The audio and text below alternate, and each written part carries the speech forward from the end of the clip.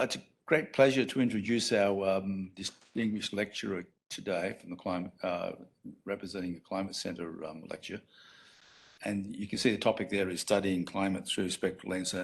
Just a little bit of info about Zheng Li. Zheng Li knows this neck of the woods pretty well because he was a graduate student at Caltech, having graduated under the tutelage of Yuck Young, where his PhD at that time, this way back in 2004 or something, was on aspects of the topic he's going to talk about today. So he's stayed close to it all the way through his career.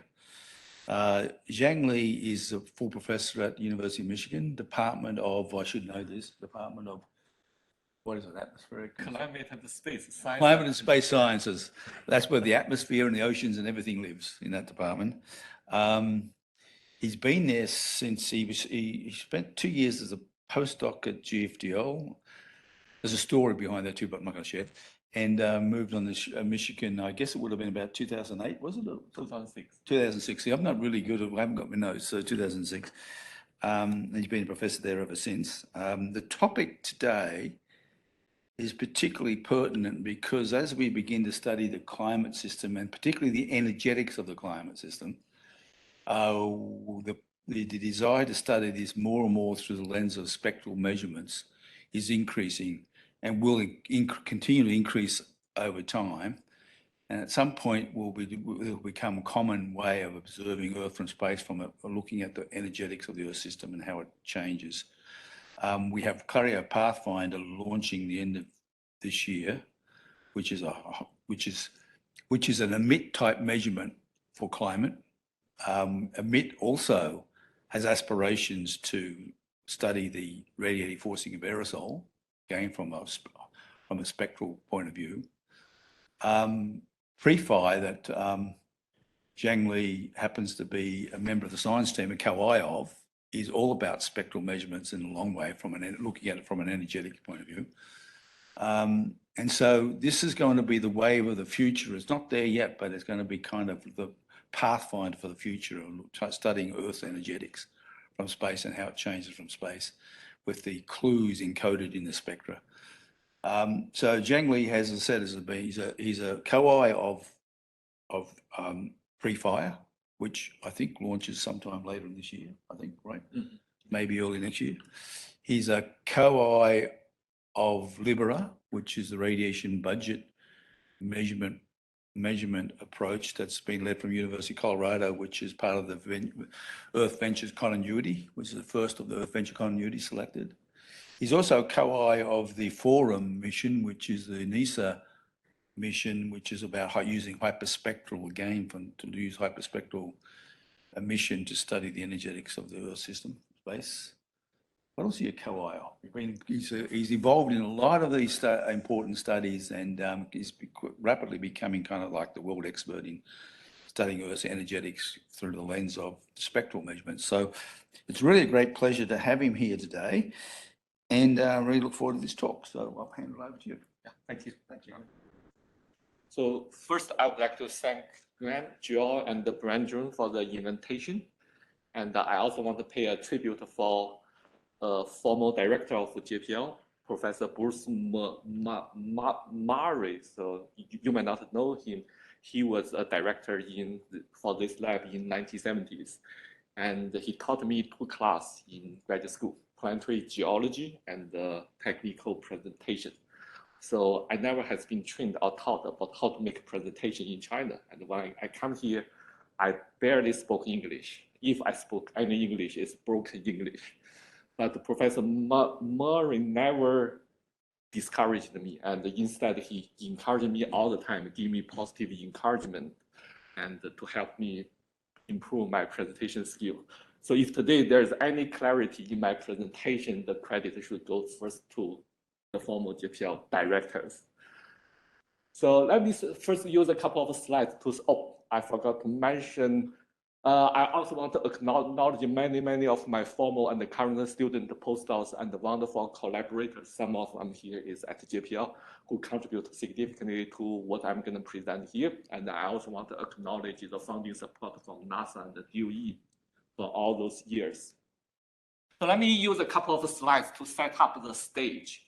So for this group of audience, I might not need to dwell too much on this slide. So basically, in one camp there, we use radiative flux a lot. And just like any energy flux, it has a dimension of watts per square meter there, right? So that's any energy flux has this dimension. But unlike other energy flux, this one intrinsically has a dependence with the frequency because it's a E&M radiation there. And it also has an angular dependency. And that brought it to the building block of the broadband flux, which is the spectral radiance, which really shows the angular and the frequency dependence of the broadband radiative flux. And because of that, the unit there goes watts per square meter per steering angle, which is the angular dependence, and per frequency or per wavelength there. And if you look at our remote sensing community, we have one camp of people specialized in looking at the spectral radiance. Basically, that's the observation they use, and then they make an inversion to get temperature, humidity, cloud, aerosol, whatsoever they want, the information there. And we also have another camp of scholars which use broadband flux to study the Earth's radiation budget. But if you think carefully, there is actually a natural middle ground there, which is spectral flux, which means you integrate the angular information from spectral radiance. However, you still retain the spectral dependence there. And the question is what we can make use of this in our study, and that will be mentioned again and again in my presentation today. And just set up a little bit of stage again. So what I showed here is a typical infrared spectrum for a tropical clear sky. And this is a simulation, but it's very close to actual observations. And if you look at the OLR for this tropical clear sky, the OLR is about 288 watts per square meter. But if you break it down, so the vertical line here is actually the bandwidth used in the radiation scheme in a typical climate model. So if you break it down, you can see part of it. So from 0 to 400 wave number, it contributes about 1/5 to the total clear sky OLR. So for the people not familiar with the wave number, if you are more familiar with the wavelength, the 400 is 25 micron. Okay. The 200 is 50 micron there. And when we go to 1000, that's 10 micron. So back to the business, let's say from 0 to 400, it contributed to 1/5 of the total clear sky OLR. And from 400 to 600 wave number, it contributed to another 1/5. When you go to the CO2 thermal infrared band here, which is the mu2 fundamental band, it contributed to another 1/5. And for this first window region, it contributed to another 1/5. And for all the other bands, which we frequently use for the temperature sounding, humidity sounding, and the trace gas sounding there, all the other bands lumped together only contribute to the rest of 1/5 there. And as you can imagine, if this is go to the polar region or it's a cloudy sky, the peak of the emission will shift to even lower wave number, which means the contribution from this portion will be even more than 40% there. And the basic point is when you look at the spectral flux, unlike the broadband flux, it just reveals more details there for our atmosphere. To illustrate that point, let me show you a simple animation here. So here is the brightness temperature for every 10 wave number spectral resolution there. And here just shows when it moves from frequency to frequency, where is the peak of the weighting function. And here is a spatial map of the brightness temperature over the Arctic region. So the point is just when you look at the different frequencies, you really see the emission from different part of the atmosphere. So the spectral information there is really a encoded vertical information. And that's the key point of making use of such spectral flux. And those spectral information is not only relevant to atmosphere. If I use the shortwave as an example, those spectral information can also be revealing for surface conditions. So this is just a typical spectral surface albedo with respect to the wavelength in the visible to the near infrared. So if you look at this CS, which is blue curve, you can see in the visible it's very bright, and it quickly become very dark here. And similarly for the fresh snow, it also has this tendency, which is drop of the spectral albedo quickly when you go to the near infrared. So those just two examples there, how the spectral information can be more revealing than the broadband information. So I will use primarily 3 examples in my rest of my presentation to illustrate this value of spectral diagnostics. So the first I will talk about the long wave, and I will show how the spectrally decomposed model diagnostics can help us understand certain model simulation behaviors. And if I have time, I will also present an ongoing study in my group to infer the long wave spectral feedback from the Earth observations. And now I will talk about the 2 missing long wave physics in the current climate model and how they can be related to spectral dimension and why it has been ignored or why it has been missing in the climate model and what's the fix and the relative impact. And then if I have time, I will talk about a study we did in the last 2 years for the most updated solar spectral irradiance measurement and what's the implication for the model simulation. Okay. So let me directly jump to the first topic. So if I use one sentence to summarize the merit of the spectral diagnostics, it can be summarized as this. Just say the spectral dimension can reveal the compensating biases, which cannot be revealed from the broadband diagnostics or evaluation alone. And let me give you one example. You might see this figure before. This was published from a well-cited paper by Isaac Hill and Karen Shell. So on this paper, what they want to show is to see when they look at the CMIP3 climate model, they calculate the feedback. So if you use a specific humidity as a state variable, you will see the spread of the feedback among model are quite large, and correspondingly, the lapse rate feedback is also very large. However, if you choose a different state variable, you use relative humidity instead of specific humidity as a state variable, the relative humidity feedback is almost 0, and the spread is much smaller than this. And correspondingly, the lapse rate feedback is also becomes smaller, and it's close to 0. However, if we look at the spectral decomposition of these 2 feedback, the detail reveals even the broadband as the spread is small. Actually, for the relative humidity feedback from CMIP3 and CMIP5 model, which are on the left and the right column there, you can see the spectral detail are not the same. Right? And the same thing for the lapse rate feedback, the spectral detail are also quite different. And the good thing is when you look at the Planck feedback, the spread is very small. It's highly consistent with each other, which should be the case. Otherwise, the radiation scheme in the climate model must be wrong. So let me handpick 2 cases here. So on the left, that's the lapse rate feedback from 2 GCMs, which has identical broadband feedback strengths. But when you look at the spectral decomposition, you will see there are some difference in the far infrared. And the other case is the clear sky relative humidity feedback from 2 GCMs, which has identical feedback number, which is small, but there are spectral detail there. And the spectral detail are very different. So if you are a person familiar with radiation transfer, when you look at these 2 charts, you actually has already be able to infer which part of the model responsible for this difference. But if you are, say, just a model developer in a major model development center, you might not know what really this figure means. So one way to reinterpret this 2 plot is, say, you can reorganize the x-axis. So now here just plot with respect to frequency.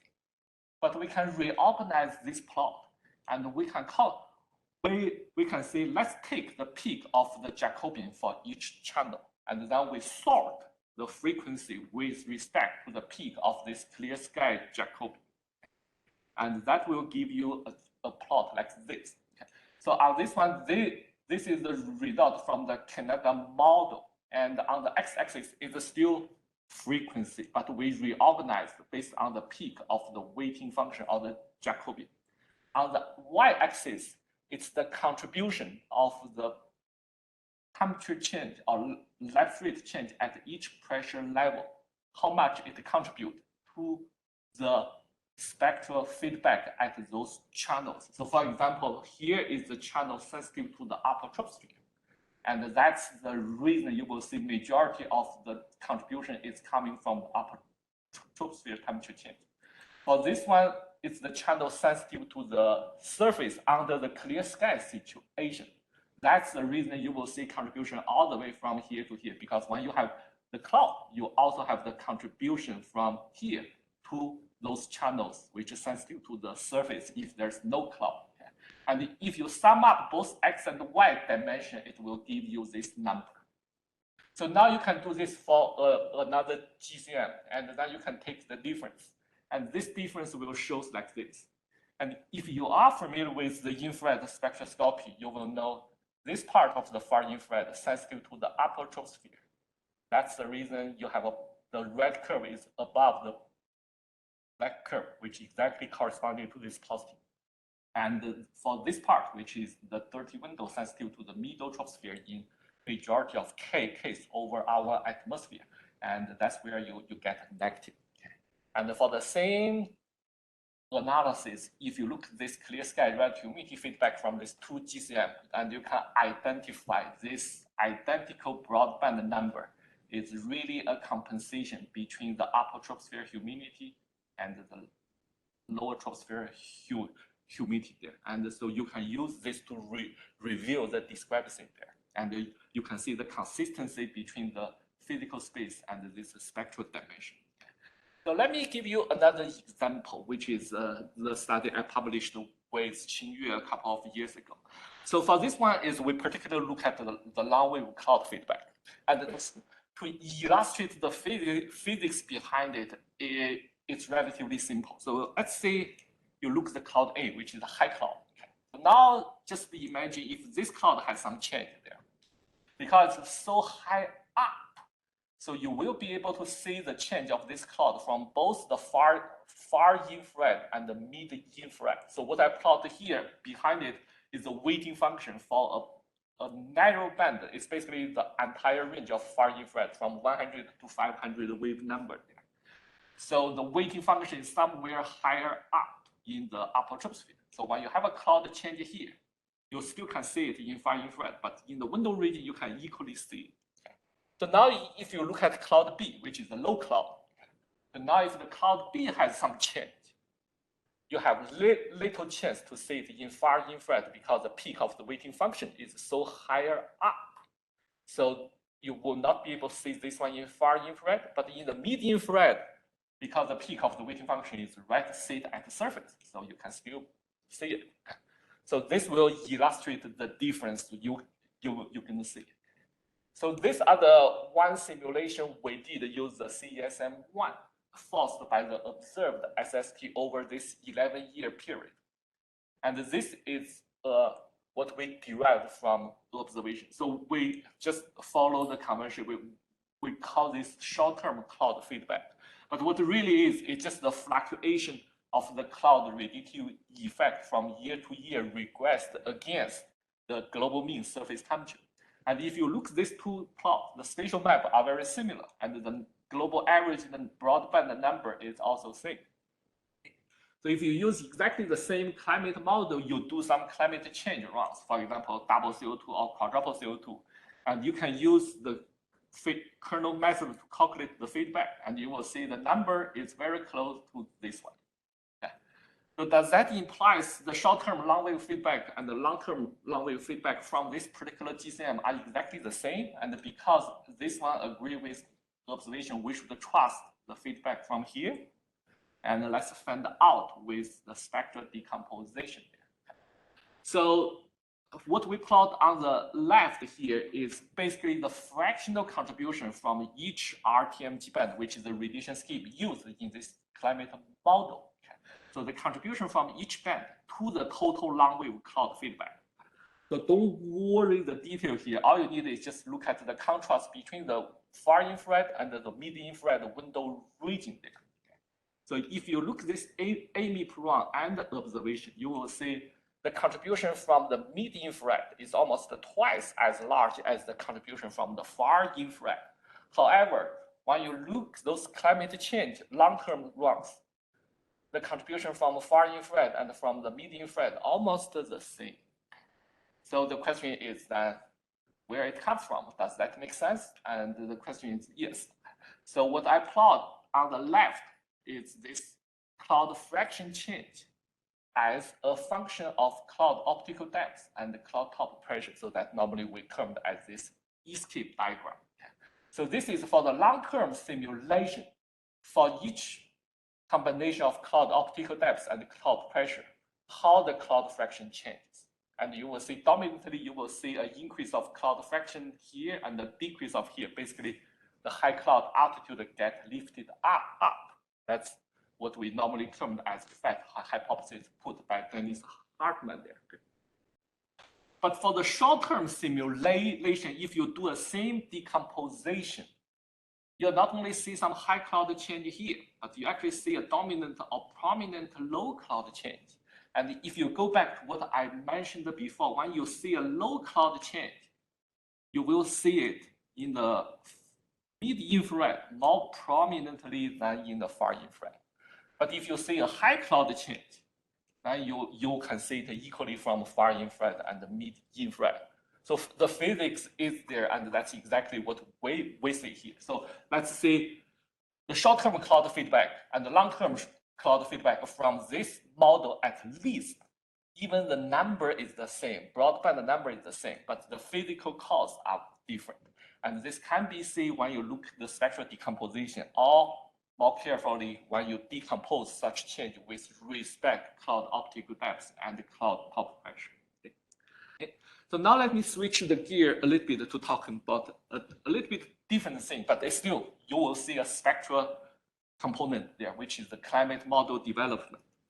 So if you look at the climate model, there are two prevailing approximations used virtually in all the models. The first is in the atmosphere component of any GCM.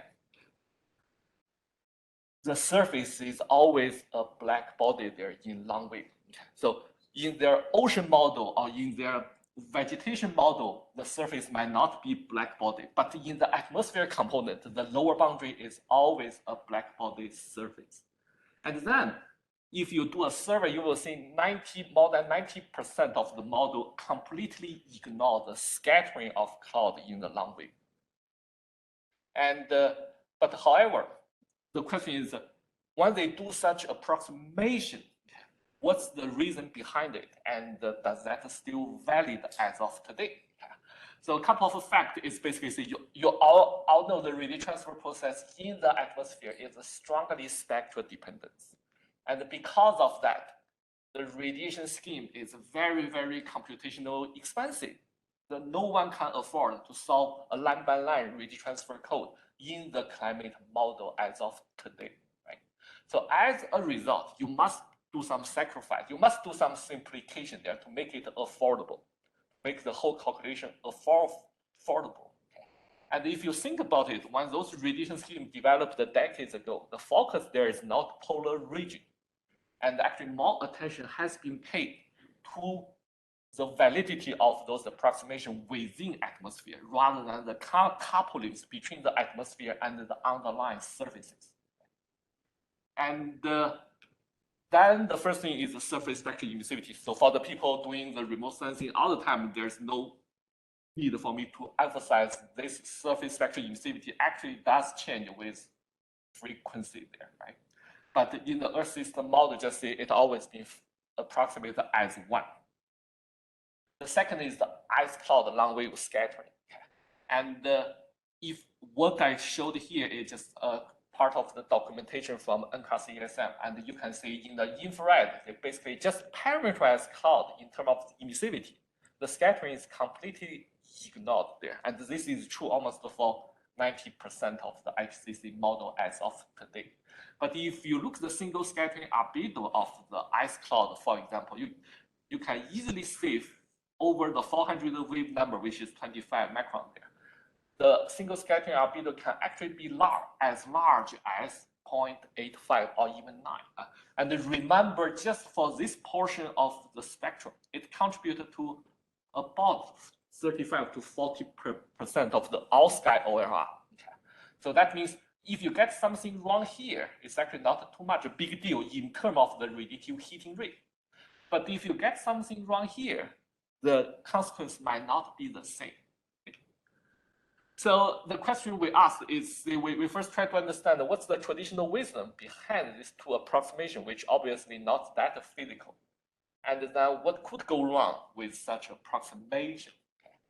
So one consideration there is, as I mentioned before, when those scheme was developed decades ago, the focus is not on the polar region, but rather on the tropics or mid-latitude.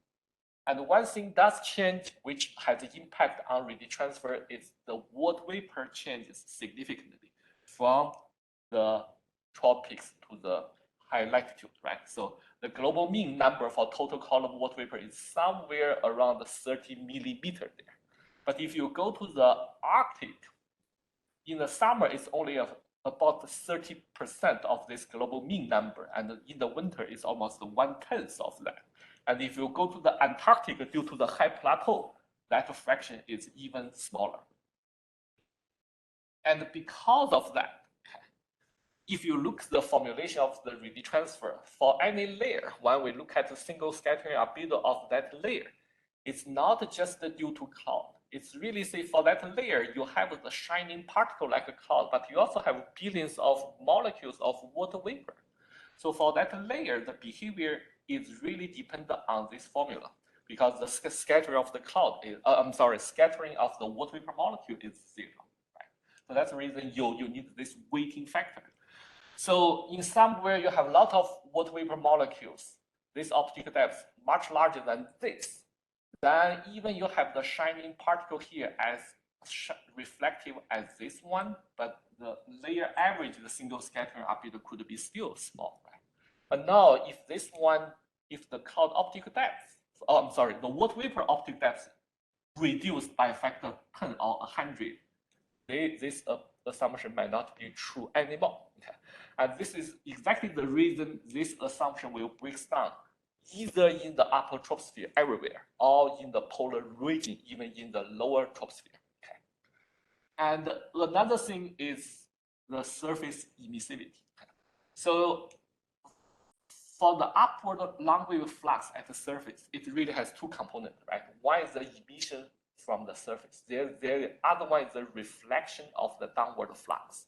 And if you just recombine the term a little bit, you will see it's dependent on the emissivity multiplied by the difference of two terms. One is the black body emission at the surface and the downward flux at the surface. Okay. So if you look at the red curve on this plot, okay, so the red solid line is what we calculated the downward flux at the surface in tropics. The red dashed line is the black body radiation at the surface temperature. And if you focus again on this part of far infrared, which contributes to about 40% of the OLR, they are almost overlapped with each other. So which means this term is always much, much, much smaller than this term. So even I have an inaccurate emissivity, I can actually afford to it because this term is so small due to the perfect cancellation between these two terms. But now if you do the same thing for subarctic summer, because now the water vapor amount got reduced so much, so the downward emission is not from somewhere right above your head, it's from somewhere higher up in the atmosphere. So this and this makes a difference. Now this term is not negligible anymore. Then what factor you use to do the multiplication will make a difference. Yeah. So just say this is a cartoon we see in the GCM world. Okay. Once the photon leave here, it's a one-way street. It got either absorbed somewhere in the atmosphere or lose to the space. But in reality, the surface can be reflective even in the long wave, and your cloud can scatter. So the scattered photon here could be absorbed by water vapor again or get bounced back between here and here. Right? So the question is how large this effect is. Does that matter, or do we need to consider it in the climate model? So to do that, we actually set out quite a couple of years to implement all those hard work. So for both the ice cloud and the surface spectral emissivity, we have some treatment, and we incorporate in both the NCAR-CESM and the new flagship climate model developed by DOE. So now it's actually our official part of the ECSM V2.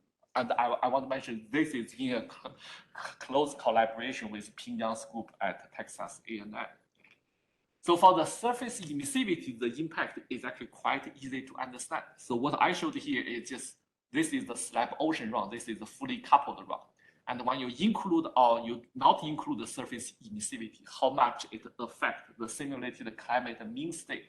So the basic idea is just you warm up the polar region more than the extrapolar region there. And the warm up is here is about 1 to 2 degrees there. And correspondingly, you will see a reduction of the CS fraction. Okay. So what is more interesting is actually the scattering. So this is the paper we published a couple of years ago. So if you focus on the red curve, so that's the difference of the surface air temperature, zonal mean surface air temperature between the scattering and the non-scattering case. It's just everything else being exactly the same. If you turn on or turn off scattering, how much it affects this simulated surface air temperature climatology. Okay. So the question that you can see is actually impact the polar region more than the actual polar region there. And the impact here could be as large as 1.5 degrees there. And then you can take a look of this yellow curve. That is what we did a sensitivity study. So this is, say, we turn on the scattering everywhere except that, remember that far infrared portion we mentioned. Okay? And if you turn off the scattering only in the far infrared, you will get this curve. So the temperature change is not as large as this. So this tells you the scattering in the mid infrared is not, the impact there is secondary. Most of the contribution is actually from the far infrared, where we actually has no direct observation as of today over the global range. Right? And you will also see the seasonal dependence there. So in the Arctic winter, you have a large increase here. And when you go to the Antarctic winter, you will have a large increase here. What is even interesting is we do the same study, but we now change from CESM to the DOE model. And this is, again, a fully coupled simulation over 35-year climatology. And on the left, it's basically the same story. Okay, what's the temperature change for winter, summer, and the ideal mean there for the zonal mean surface air temperature. Okay. So the interesting thing is now if you look at the same model, and you see their standard quadruple CO2 run, and you plot the same curve, and they have almost the perfect match in terms of the zonal, the pattern there, right? It's only the magnitude is different by a factor of 10 there. Okay? And what does that mean? To understand this, we did a little bit so-called double cause simulation there. So it's basically say we want to disentangle the direct radiative effect of long-wave scattering and all the feedback induced by such process when we include such physical process. And on the left, if you see the red curve, that's the direct impact of scattering on the OLR. So basically, say when you have scattering, the less photon will reach the top of atmosphere because they will be scattered, will be absorbed by other greenhouse molecules, right? So how large is that impact? That impact is about, the reduction is about 2 watts per square meter in the deep tropics, and in the polar region, it's only about half watts per square meter there. And actually, Keith Shine's group has a publication, they use escape to just estimate this red curve many, many years ago. And the magnitude and this zonal dependence are very similar, like what we calculate here. So the black curve is the actual change in OLR after you integrated for 35 years when you turn on everything. So that means include the feedback. So it's really see the feedback is really the sine curve there. And if you look at the downward long wave flux, you can do the similar thing. So the direct impact for the downward long wave flux is actually not that much. However, when you include the scattering, the feedback tricks in, then it actually have a much contribution to the octave. So basically what you see here is just like the polar amplification for the greenhouse increase simulation. So you get a reduction of the OLR, you basically retain more heat in the atmosphere, and you increase surface temperature. Once the surface temperature got increased, then the feedback mechanism kicks in, and then you actually get more increase of surface air temperature in the polar region in the Arctic. And just to illustrate the point, what we showed here is see the cloud fraction change for the scattering minus non-scattering case there. And you can see this is just for the deep tropics. So this is the climatology, and this is the difference when we turn on scattering. And you will see again a high cloud altitude feedback here, and you will see also the marine stratus cloud amount feedback here. And for the same climate model, if you do a double CO2 run, quadruple CO2 run, this is how the pattern looks like, and you can see a great similarity there. And that just another evidence. What we see here is basically it's just the long wave scattering here. Okay, for that default model, which not include long wave scattering, when you turn on the scattering, this additional long wave scattering for the cloud is really behaves like an additional radiative forcing. And if you ask the question, how much is equivalent to the increase of carbon dioxide, you can do the logarithmic calculation there. Then you end up with say it's equivalent to 42 ppm. So in another word, if a climate model do not include this, but however match the current mean climate perfectly, they must have some other physical process to compensate for this amount of warming caused by 42 ppm carbon dioxide. So on the left is a diagram where you try to summarize the impact. So if you just do the offline calculation, you get an OLR reduction for different number for different climate zones. And the direct impact for the downward long wave flux is actually quite small. But when you include the feedbacks, you will see a whole column warming in the tropics, and you warms more in the upper troposphere than the lower troposphere, which consistent with the greenhouse change there. And in the polar region, you get more increase of the, in the Arctic, you get more warming here due to the Arctic amplification. Okay. So but more interesting question is what all we talk about here is the impact on the mean climate, right? So the question we do not know is how much it affects the cloud feedback and the climate sensitivity when you double CO2. So basically, see, if include this physical process, will that actually change the climate sensitivity or not? So that's something we are actually working on using the DOE model. And the other thing is when you combine these two missing physics, what that could affect the simulated climate sensitivity. So I have alluded many times, actually, as of now, say the far infrared matters a lot, and we actually not have a direct observation for that. So the only data set we ever had for part of the far infrared from 400 to 600 wave number is actually from half century ago. So that's a pioneer observation made by Rudy Hannell, and that's the IRIS-D on Nimbus 4, which only flies for 10 months, and we actually only have good data for 6 months there. So that's the only time we have a global observation for that portion of the far infrared. And the good thing is, as Graham mentioned in his introduction, we have 2 incoming missions from both the NASA and the ESA, which will fill this gap again. So this is almost the last uncharted territory for our spectral radiation budget measurements. So I think I still have some time, so I will quickly go through the last component. So this is something we did last year, we look at the solar spectral irradiance in the CMIP6 model, and then the most recent observation, and we want to see what's the difference and what's the implication. Okay. So just give you a little bit of background. So this is a typical solar spectral irradiance you observed at the top of atmosphere. And if you break down to the different band, the UV, visible, near infrared, and the so-called shortwave infrared, that's a breakdown. And with no surprise, majority of the component, a majority of the energy come from visible and the near infrared. And all the climate model must use this one as the input to drive their radiation component. And launched almost 5 years ago is this so-called TSIS-1 solar spectral irradiance component. So that's a successor of the source thing.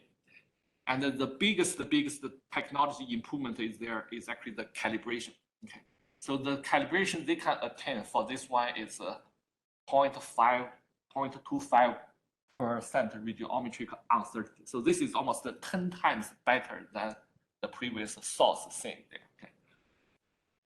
And the other thing is, if you look at the day-to-day or even year-to-year fluctuation for the energy in UV, visible, near infrared, that fluctuation is very, very small.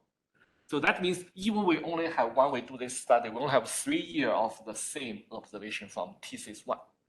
But that 3-year observation should be sufficient to be used to compare to what CMIP6 has been used. So on the left, what I plot is the solar spectral irradiance for every RTMG band.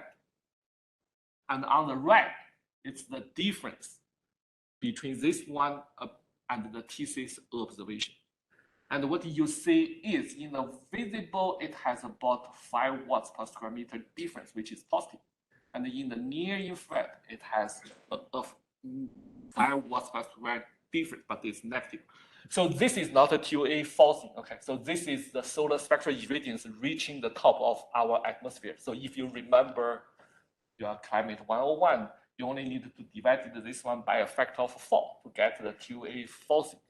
So basically what this one says is this CMIP6 has almost a perfect total solar irradiance as observation. However, the spectral irradiance are off by this much and compensated by this much here. Okay. So the TOA forcing would be about 1 watts per square meter there. So the question is, if your visible run by 1 watts per square meter and the near infrared run by -1 watts per square meter there, will that cause any difference in your simulated climate? Okay.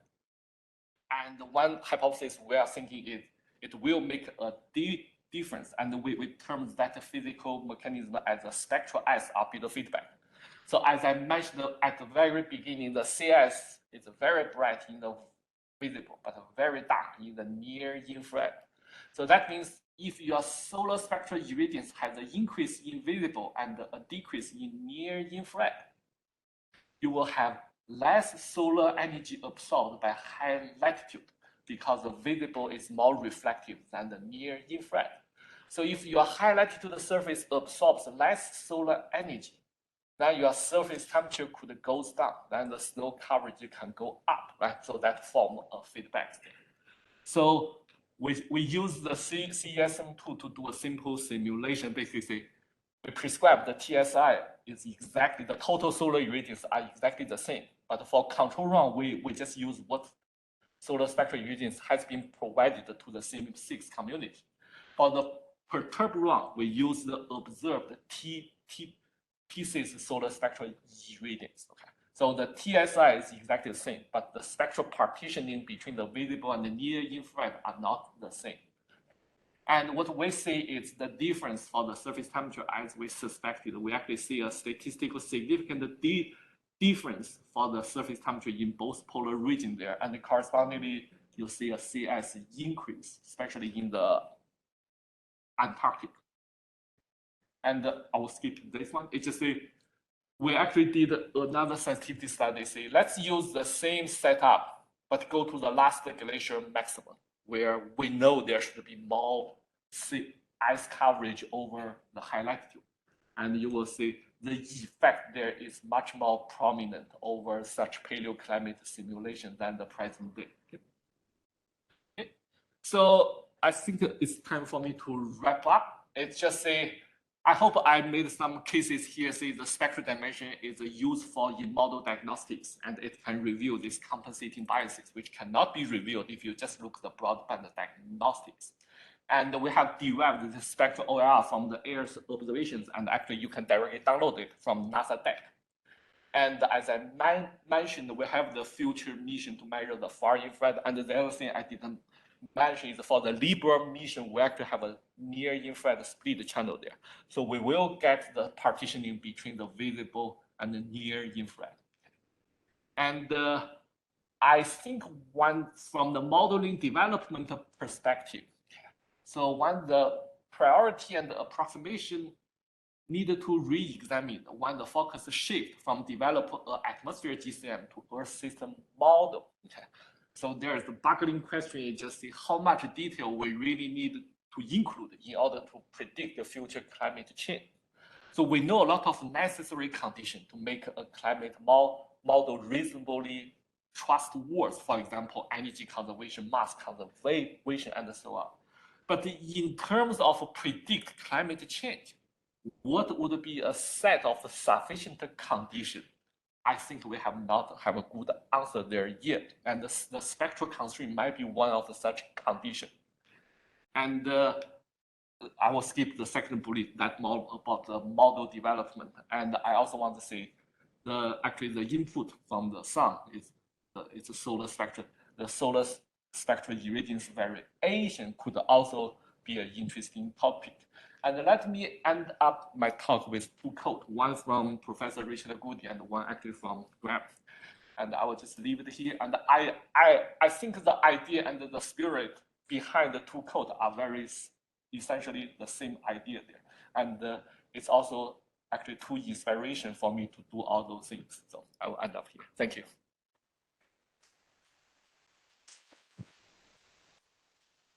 Okay, so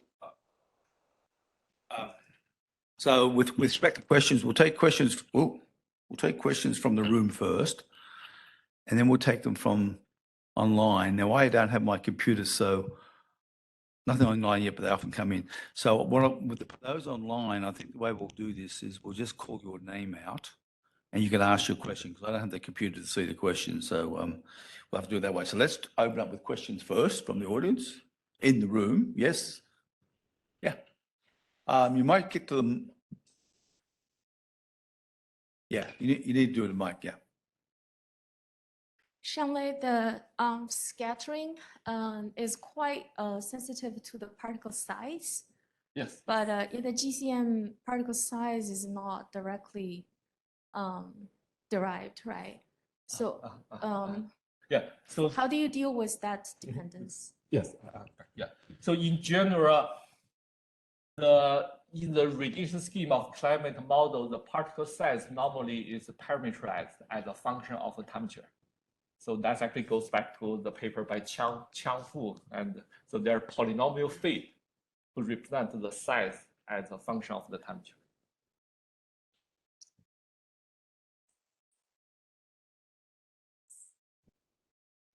Yes. Yes. Yes. Yeah. Mm-hmm. Yeah. Hey, so your AIRS product for the far infrared, you basically did a regression. So you have a bunch of coefficients that relate the observed channels to the outside spectrum. Yes. Okay. Yeah. So I could imagine that those coefficients would vary between the short term and the long term. So in the short term, you might have a seasonal covariance between, say, ozone and meteorology, or CO2 and meteorology that would be different. Do you have any concerns about that? How did you account for that? Could it cause some of the differences you saw? Thanks. So our regression is done with respect to different scene type. It's basically say, it's not one regression parameter for global observation. So I have one scheme or one set of parameter for one particular scene type. So the scene type, for example, for different surface temperature, for different lapse rate, for different column water vapor amount. For clear sky alone, we will define the scene type with respect to these 3 different dimensions. When you have cloud in, we will have more scene type there. So those are actually the lexes from Irby and the Cirrus team in Langley for the last 40 years. It's just what's the best way to define the scene type and how we define it. So we basically carry their definition, but we develop a spectral version of the model to do the fit. But you're right, when we develop such parameters from mid-infrared to far-infrared, we have no choice but to rely on a Radiative transfer model. So if this Radiative transfer model has any differences from mid-infrared to far-infrared mapping, that differences will be carried over to my results. All right, thanks. Yeah, that's the point. We need observation. All right, now the brief question, could you speculate on any particular things you're worried about that might affect, like mean that your coefficients are wrong? Yeah. So one thing is, say, actually, for the calculation I did with all the feedbacks, those are actually use a different returns model from what I developed my schemes 10 years ago, right? So the Radiative transfer model difference could be one reason. The other reason is if there's some scene type classification wrong, the product we developed, which actually we rely on the series observation for the scene type classification. They say if over the years they have some biases in the scene type classification, that could impact our result. The other thing is our feedback summation is just a simple Jacobian summation. So we ignored all the nonlinear terms. That might not be a valid assumption. If so, that implies far-infrared has much more nonlinearity than the mid-infrared. Yeah, Maria. EQ. Oh, she's got to run from. Sorry. Thank you. That helps because I can see. So measured radiances converted to irradiances, that bears some uncertainty in itself, no matter how it's done. Yes. So I feel like, I wonder, is there ways, good ways, and would it be useful to validate models in radiance space, which would probably require simulators? Are you thinking along those lines? Yes. The question goes back to, you can make a comparison in radiance space with no problem. But then you still need to answer the question, what the physical process responds to it. Then you still need to do another retrieval more or less to answer it. It's just, it's inevitable. You need to unscramble the spectral dimension back to physical dimension in order to make it really useful. So one way I would put it, Maria, is I mean, yes, you can compare the model and evaluate and test the model, but you know, there's a dimension of this where you want to understand how the natural world works, and from that you have to. It's really important to do that from an energetic point of view because it's one of the, in fact, that's the controlling principle of climate change is the perturbations of the energy balance of the planet. So it's one thing to mechanically and engineer a comparison. It's another thing to kind of figure out how the natural world works. And so when you get to that latter part, you have to go through the machinations of trying to convert this to total energy flow in and out. And the spectral fingerprints help you understand how the natural world works, how it's changing. That's how I see it. Is there any other questions? It's so darn hard to do this on. I don't see anything from the chat. There's nothing in the chat, is there? Okay. Well, we will wrap this up. And thank Zhang Li again for a great talk. And this talk is recorded, by the way, so anyone who online or in the audience who wants to come back and delve into certain parts of it, that's online. There's a recording will come out and be advertised, I suppose. Wingsy is where the recording is to be found. Okay.